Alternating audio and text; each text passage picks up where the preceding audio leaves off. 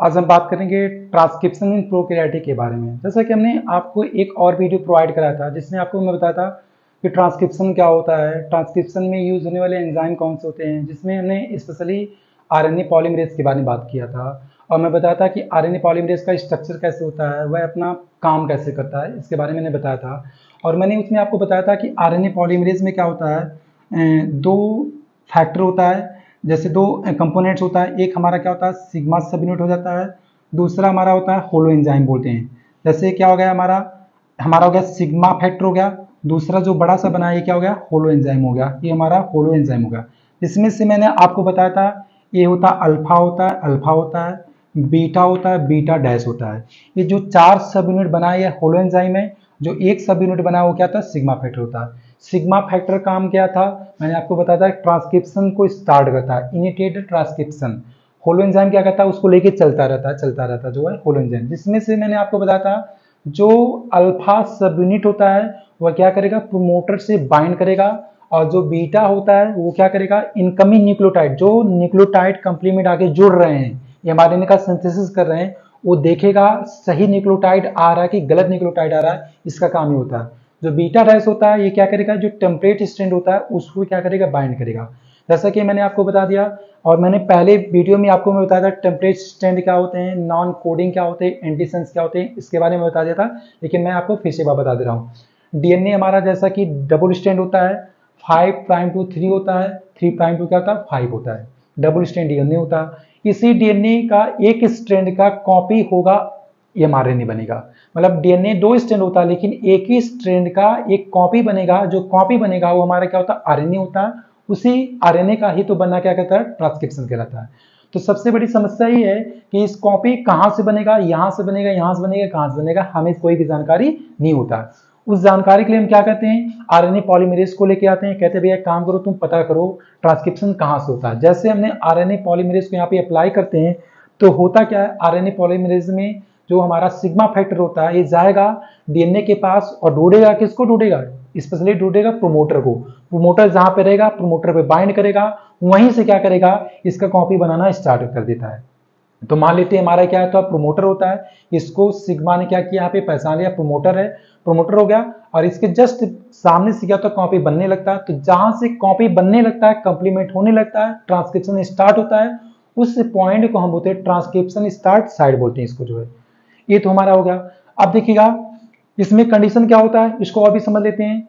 तो double strand है, इस स्ट्रैंड को क्या बोलेंगे, जिस स्ट्रैंड का कॉपी होता है, जिस स्ट्रैंड का कॉपी होता है उस स्ट्रैंड को हम बोलते हैं नॉट के तौर पे, हमने बताया था NAT के तौर पे बताया था। जिसमें मैंने आपको बताया था इस स्ट्रैंड को बोलते हैं नॉन कोडिंग स्ट्रैंड बोलते हैं, या दूसरा हमने टर्म आपको बताया था एंटीसेंस स्ट्रैंड बोलते हैं, या तीसरा मैं आपको बताया टेम्पलेट स्ट्रैंड बोलते हैं। मतलब डीएनए में दो स्ट्रैंड है, जिस स्ट्रैंड का कॉपी होता है, जिस स्ट्रैंड का ट्रांसक्रिप्शन होता है, उस स्ट्रैंड को बोलते हैं नॉट। नॉट का मतलब होता है non coding strand, antisense strand और क्या टेम्पलेट स्ट्रैंड बोलते हैं।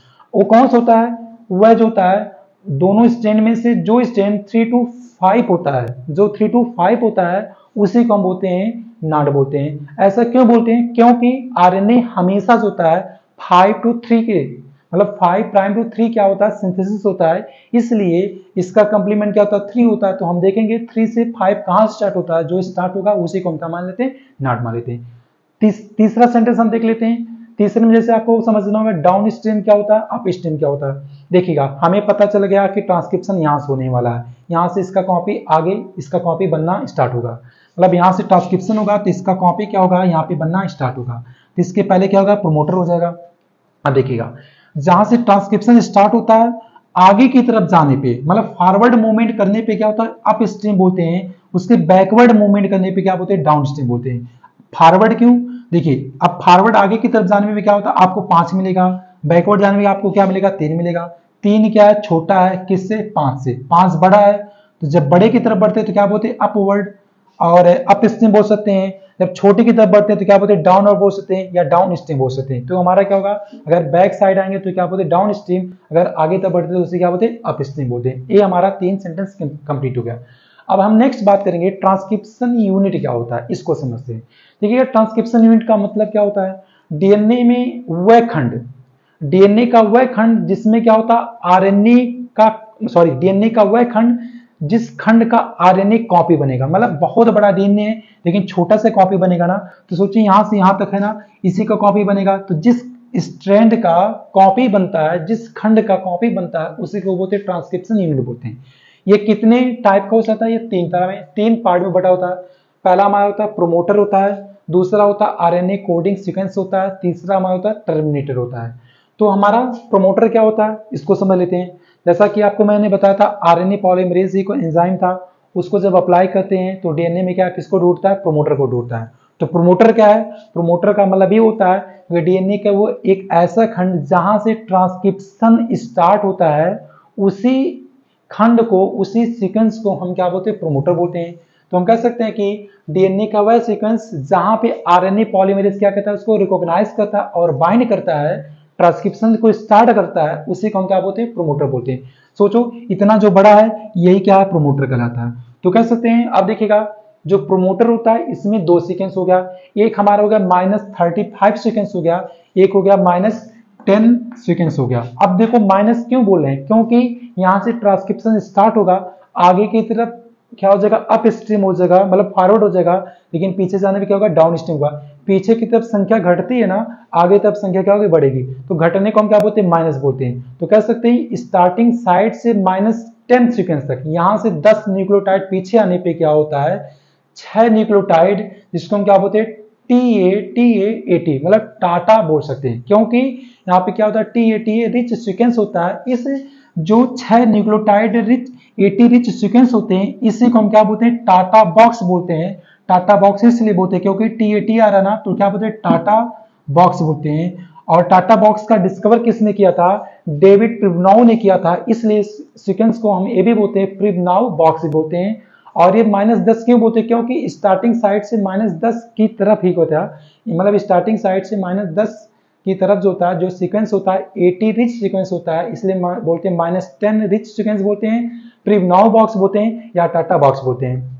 उसके बाद स्टार्टिंग साइड से -35 बैकवर्ड जाने पे क्या होता है? GCGC सीक्वेंस, मतलब GACA जो होता है GCGC सीक्वेंस रिच होता है, इसलिए इसको क्या बोलते हैं? -35 सीक्वेंस बोलते हैं।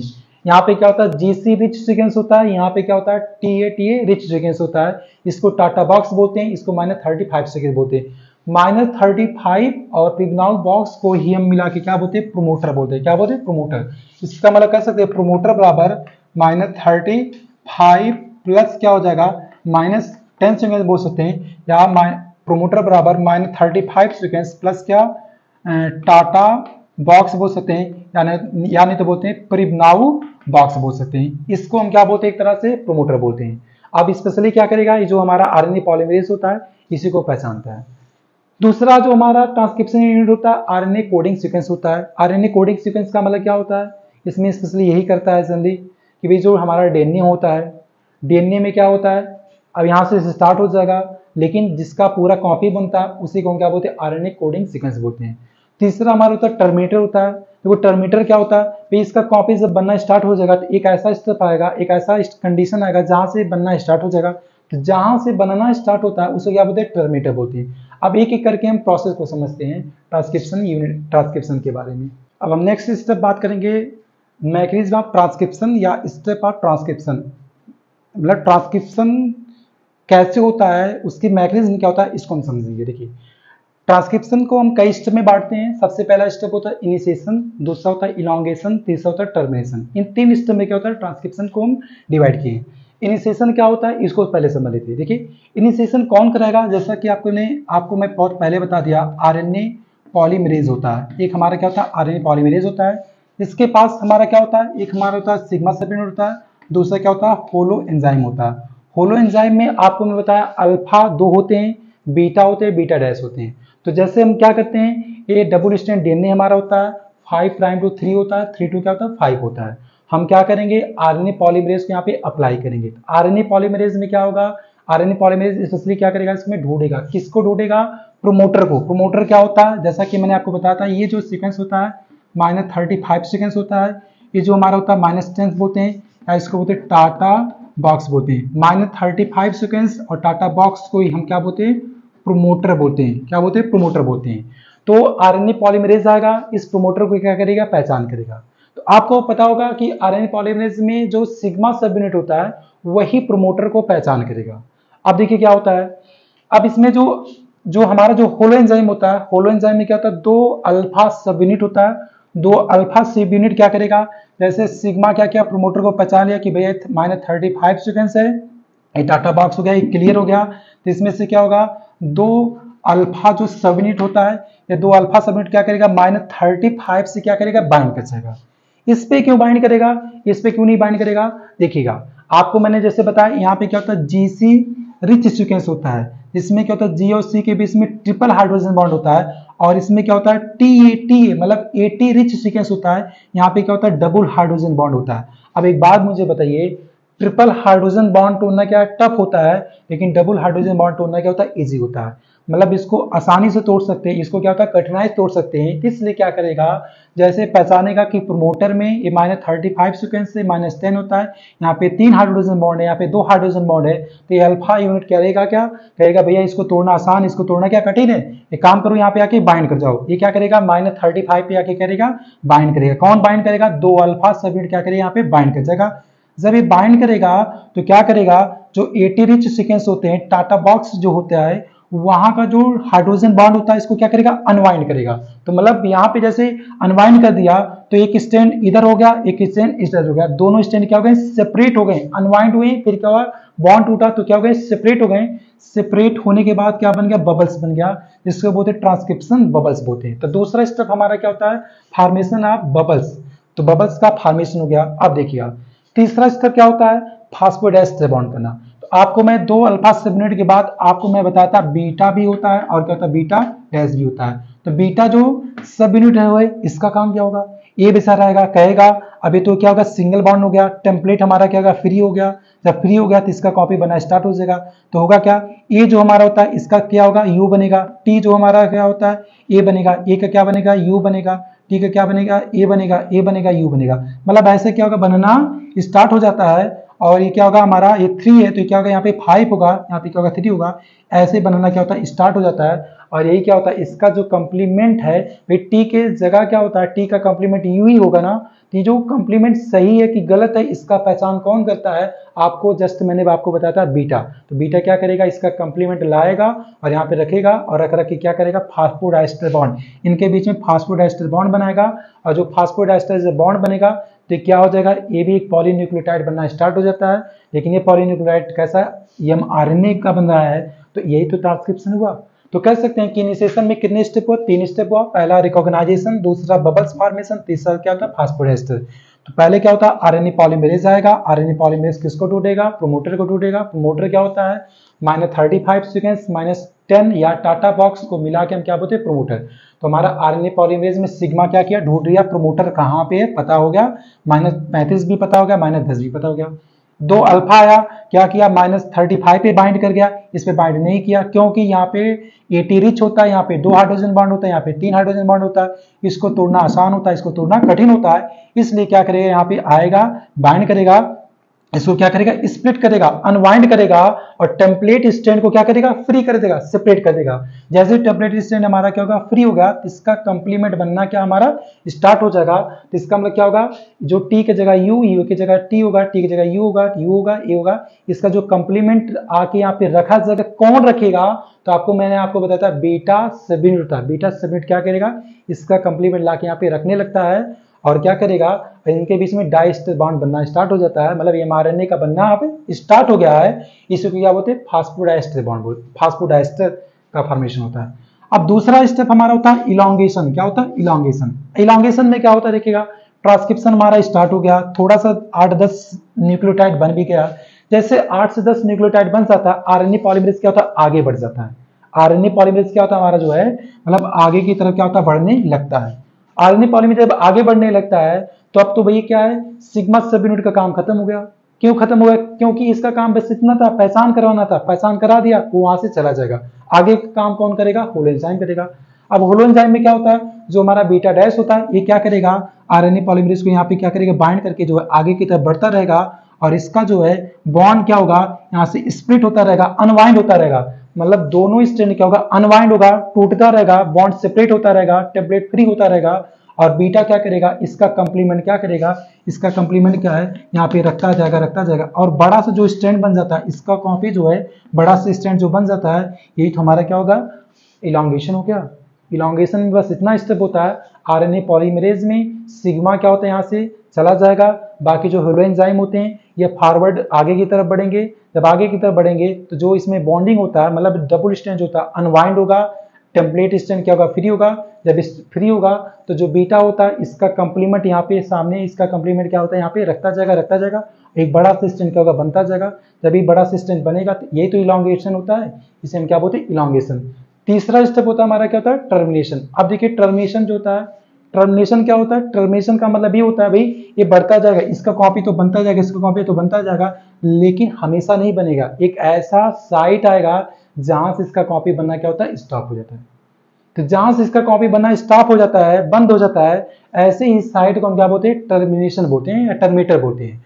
अभी जो टर्मिनेशन होता है दो तरह से होता है, एक हमारा होता है, एक हमारा क्या होता है, रो डिपेंडेंट होता है, एक क्या होता है, रो इंडिपेंडेंट होता है। तो हम नेक्स्ट बात करेंगे टर्मिनेशन के बारे में। तीसरा स्टेप होता है टर्मिनेशन। देखिए टर्मिनेशन में क्या होता है, पहले बात समझेंगे टर्मिनेटर क्या होता है। टर्मिनेटर का मतलब क्या होता है, जब डीएनए का कॉपी आरएनए बनता है तो आरएनए का हमेशा कॉपी नहीं बनता रहेगा, फिर डीएनए है उसका कॉपी आरएनए बनता है, आरएनए हमेशा कॉपी नहीं बनता रहेगा, आरएनए जब मूवमेंट करेगा तो एक ऐसे स्थान पे जाके क्या होता है, वहाँ पे स्टॉप हो जाएगा, आगे आरएनए पॉलीमरेज नहीं बढ़ पाएगा। जैसे मैंने कहा कि यहाँ पे क्या होता है, डबल स्ट्रैंड होता है, अभी क्या होता है, इसका कॉपी क्या होता है, आरएनए पॉलीमरेज बढ़ता रहेगा, इसका कॉपी बनता रहेगा, लेकिन डीएनए में एक ऐसा स्थान होगा, ऐसा पॉइंट होगा जहाँ से क्या होगा, इसका कॉपी बनना स्टार्ट हो जाता है, जहाँ से आगे नहीं बढ़ सकता है, जहाँ से आगे नहीं बढ़ पाएगा, उसी पॉइंट को हम क्या बोलते हैं, एक तरह से टर्मिनेटर बोलते हैं। टर्मिनेटर का मतलब क्या होता है, जहाँ पे आरएनए पॉलीमरेज को इनकाउंटर कर लिया जाता है, आगे बढ़ने नहीं दिया जाता है, वहाँ से आरएनए का सिंथेसिस होना बंद हो जाता है, ऐसे ही पॉइंट को साइड को हम क्या बोलते हैं, टर्मिनेशन बोलते हैं। ये दो तरह से होता है, एक होता है रो डिपेंडेंट होता है, दूसरा होता है रो इंडिपेंडेंट होता है। रो क्या होता है, एक तरह का प्रोटीन होता है, उस प्रोटीन की सहायता से आरएनए को रोक दिया जाता है और आरएनए का सिंथेसिस को बंद कर दिया जाता है, उससे बोलते रो डिपेंडेंट बोलते हैं। और जहाँ पे रो प्रोटीन की जरूरत नहीं पड़ती है, बल्कि वहाँ पे क्या होता है, हेयर पिन के द्वारा वहाँ पे इनकाउंटर किया जाता है, उसे बोलते हैं रो इंडिपेंडेंट होता है। और रो डिपेंडेंट क्या होता है, इसको समझ लेते हैं। देखिए रो डिपेंडेंट के लिए क्या होता है, एटीपी की जरूरत पड़ती है, तो इसलिए कहते हैं कि एटीपी डिपेंडेंट डीएनए हेलिकेज। इसमें क्या होगा, जो एटीपी होता है, एटीपी का जब हाइड्रोलिसिस होता है, एटीपी टूटेगा एडीपी में प्लस फास्फोरस में, तो वहाँ पे एनर्जी निकलेगी, उस एनर्जी की सहायता से क्या होता है, डीएनए हेलिकेज को क्या होता है, एक्टिवेट किया जाता है। तो हमारा जो डबल स्ट्रैंड होता है, आरएनए जब बढ़ता रहता है, इस हेलिकेज की सहायता से क्या होता है, यहाँ पे इसको रोक दिया जाता है, यहाँ से प्रिवेंट कर दिया जाता है, आगे बढ़ने नहीं दिया जाता, जिसकी वजह से आरएनए पॉलीमरेज क्या होता है, यहाँ से रिमूव हो जाएगा, और जैसे रिमूव हो जाता है तो वहाँ से क्या होता है, आरएनए का वहाँ से सेपरेट हो जाता है, नेसेंट आरएनए का फॉर्मेशन हो जाता है। ये जनरली कहाँ पे होता है, प्रोटीन जहाँ पे क्या होता है, जीसी सीक्वेंस होता है, जहाँ पे ट्रिपल हाइड्रोजन बॉन्ड होता है वहाँ पे होता है, क्योंकि ट्रिपल बॉन्ड क्या होता है, सॉरी जीसी में क्या होता है, ट्रिपल हाइड्रोजन बॉन्ड होता है, वहाँ से इसको सेपरेट करना ही इजी होता है, क्योंकि तीन बॉन्ड को तोड़ना भी क्या होता है, कठिनाई होता है, इसलिए हेलिकेज यहाँ पे आएगा, एनर्जी के साथ क्या करेगा, आरएनए पॉलीमरेज को आगे बढ़ने नहीं दिएगा, वहाँ से क्या होगा, सेपरेट हो जाएगा। दूसरा होता है रो डिपेंडेंट होता है, जो सबसे इंपॉर्टेंट ये होता है हमारा। अब देखिएगा जो डीएनए टेम्पलेट होता है, डीएनए टेम्पलेट में आपको मैं बता दूं, टर्मिनेटर जैसे अगर टर्मिनेटर के पास आने में क्या होता है, दो सीक्वेंस होता है, एक होता है 80-10 रिच सीक्वेंस होता है, दूसरा होता है जीसी रिच सीक्वेंस होता है। और जीसी रिच सीक्वेंस जहाँ पे होता है वहाँ पे क्या होता है, पैलिंड्रोमिक सीक्वेंस होता है, होना चाहिए। पैलिंड्रोमिक सीक्वेंस क्या होता है, जैसे हमने क्या किया, डीएनए का एक डबल स्ट्रैंड बना दिया, यहाँ पे देख सकते हैं 5' to 3 है, दूसरा 3 to 5 है। अब देखिएगा इधर से जो है 5 से 3 की तरफ बढ़ने पे और दोबारा जो 5 to 3 बढ़ने पे, मतलब इधर से पढ़ने पे जो सीक्वेंस आना चाहिए सेम वे से जो है इधर से भी पढ़ने पे वही सीक्वेंस आना। जैसे भी देखो यहाँ से क्या ना, हमने क्या किया, एक नंबर पे जी है, दूसरे पे सी है, तीसरे पे जी है, चौथे पे सी है, सेम वही प्रोसेस, एक नंबर पे जी है तो एक नंबर पे जी है, दो नंबर पे सी है, दो नंबर पे सी है, तीन पे जी है, तीन पे जी है, चौथे पे सी है, चौथे पे सी है, मतलब जो सीक्वेंस इधर से पढ़ने पे मिलेगा वही सीक्वेंस इधर से भी पढ़ने पे मिलना चाहिए। ऐसे कंजर्व सीक्वेंस को हम क्या बोलते हैं, पैलिंड्रोमिक सीक्वेंस बोलते हैं। तो जो हमारा रो इंडिपेंडेंट होता है वह पैलिंड्रोमिक सीक्वेंस के द्वारा ही टर्मिनेशन होता है। इसमें होता क्या जनरली, अब देखिए ये हमारा 5 to 3 है, दूसरा हमारा 3 to क्या 5 है, 3 to 5 को हम क्या बोलते हैं, टेम्पलेट स्ट्रिंग बोलते हैं। इसी का कॉपी यहाँ पे क्या बन रहा है, इसी का कॉपी क्या हुआ, इसका कॉपी यहाँ पे बना हुआ, क्योंकि ए है तो यहाँ पे देखो यू बना ऐसा है, तो ये तो यू बना, इसका कॉपी बन गया। तो इसमें क्या होता है आप देख सकते हैं, यहाँ पे जैसे यहाँ पे यू है, यहाँ पे क्या होता है ए है, यहाँ पे क्या होगा जीसी है, यहाँ पे जीसी है। अब कंडीशन क्या होता है, जैसे ही कॉपी बना तो यहाँ पे इसका जो मैंने यहाँ पे लेके आया, जैसे मैंने क्या किया यन यन है तो हमने क्या किया यन यन को प्लाट कर दिया, यहाँ पे क्या होगा यन यन हो गया, फिर क्या होगा यू यू हो गया तो यू यू हो गया, फिर क्या है जीसी जीसी है, जीसी जीसी है, फिर यन है तो यन यन हो गया, फिर क्या जीसी जीसी। इसकी वजह से क्या होता है, अब देखिए इसमें क्या होता है पैलिंड्रोमिक सीक्वेंस बन जाता है। जैसे क्या होता है, जैसे आरएनए पॉलीमरेज आएगा तो आपस में क्या होता है, जो आरएनए का आरएनए बना हुआ है, नेसेंट जो आरएनए बना हुआ है, ये लंबा सा जो मतलब स्ट्रैंड जो बना है, इसमें क्या होता है यू यू बना हुआ है, जीसी जीसी बना है, ये आपस में हेयर पिन बना लेते हैं। हेयर पिन का मतलब क्या होता है, जैसे यहाँ पे ऐसे जा रहा है तो आपस में ही क्या होता है लूप बन जाता है, मतलब ये जा रहा है ऐसे ना, ये आपस में ऐसे बेंड कर जाता है, कर्व जाता है। जब ये कर्व करेगा, देखो ऐसे कर्व हो गया, कर्व होने के बाद क्या होता है आपस में जो ए है इसके साथ अटैच हो जाएगा, ए है इसके साथ अटैच हो जाएगा, ये वाला ए से अटैच हो जाएगा, मतलब यू ए में क्या होता है बॉन्डिंग हो जाता है। उसी प्रकार जो होता है जीसी जीसी में क्या होता है बॉन्डिंग होता है, और जीसी जीसी में क्या होता है बॉन्डिंग होता है। इसकी वजह से क्या होता है इनके बीच में ऐसे ऐसे क्या होता है बॉन्डिंग हो जाता है। जब बॉन्डिंग हो जाएगा तो आपस में क्या होता है यहाँ पे एक रिस्ट्रक्शन हो जाता है, बाउंडेशन हो जाता है। इसके वजह से क्या होता है आरएनए पॉलीमरेज बेचारा रिस्ट्रिक्ट हो जाता है, आगे बढ़ ही नहीं पाएगा। जब आगे नहीं बढ़ पाएगा आरएनए पॉलीमरेज को यहाँ से क्या होगा सेपरेट होना पड़ेगा। जब सेपरेट होना पड़ेगा तो इसका मतलब यहाँ से क्या होगा ट्रांसक्रिप्शन आगे बढ़ता नहीं है। इसी को क्या बोलते हैं इसी को बोलते हैं टर्मिनेशन बोलते हैं। देखिएगा टर्मिनेशन का मतलब क्या होता है, जहां से आरएनए पॉलीमरेज को क्या होता है इनकाउंटर हुआ, यहाँ से क्या लूप बन गया, लूप बनने की वजह से क्या होता है आगे बढ़ नहीं पाया, इसलिए क्या हुआ इनकाउंटर हो गया। दो तरह से हुआ, रो डिपेंडेंट हो गया, रो इंडिपेंडेंट हो गया। इसमें क्या होता है रो एक प्रोटीन होता है जो एटीपी डिपेंडेंट डीएनए हेलिकेज की तरह काम करेगा। एटीपी आएगा उसमें हाइड्रोलिसिस होता है, हाइड्रोलिसिस जब होगा तो एनर्जी होगा, उस एनर्जी के द्वारा क्या होता है आरएनए पॉलीमरेज को क्या किया जाएगा वहां से रोक दिया जाएगा, उसको वहां से सेपरेट कर दिया जाएगा। दूसरा तो रो इंडिपेंडेंट होता है। रो इंडिपेंडेंट क्या होता है, जो हमारा डीएनए टेम्पलेट होता है उसमें क्या होता है एक एटी 10 रिच सीक्वेंस होता है, दूसरा होता है जीसी रिच सीक्वेंस होता है। जहाँ पे जीसी रिच सीक्वेंस होता है वहाँ पे पैलिंड्रोमिक सीक्वेंस होना चाहिए। पैलिंड्रोमिक सीक्वेंस क्या होता है, जो स्ट्रैंड यहाँ से पढ़ने में मिलता है सेम वही यहाँ से भी मिलना चाहिए, नंबरिंग होना चाहिए, उसे बोलते हैं पैलिंड्रोमिक सीक्वेंस। जब पैलिंड्रोमिक सीक्वेंस होता है तो जैसे आरएनए ट्रांसक्रिप्शन, जैसे आरएनए का फॉर्मेशन होता है पैलिंड्रोमिक सीक्वेंस होने की वजह से क्या होता है ये आपस में क्या होता है हेयर लूप बना लेता है। हेयर लूप बनाने की वजह से क्या होता है ये कॉइल बन जाता है। कॉइल बनने की वजह से आरएनए पॉलीमरेज आगे बढ़ नहीं पाता। जब आगे नहीं बढ़ पाएगा वहाँ पे रिस्ट्रिक्ट हो जाएगा, और रिस्ट्रिक्ट होने की वजह से क्या तो वहाँ से सेपरेट हो जाएगा। जब सेपरेट हो जाएगा तो आरएनए हमारा भी क्या होता है वहाँ से अलग हो जाता है। इसी को क्या बोलते हैं टर्मिनेशन बोलते हैं। ये हमारा कौन सा हो गया रो इंडिपेंडेंट हो गया।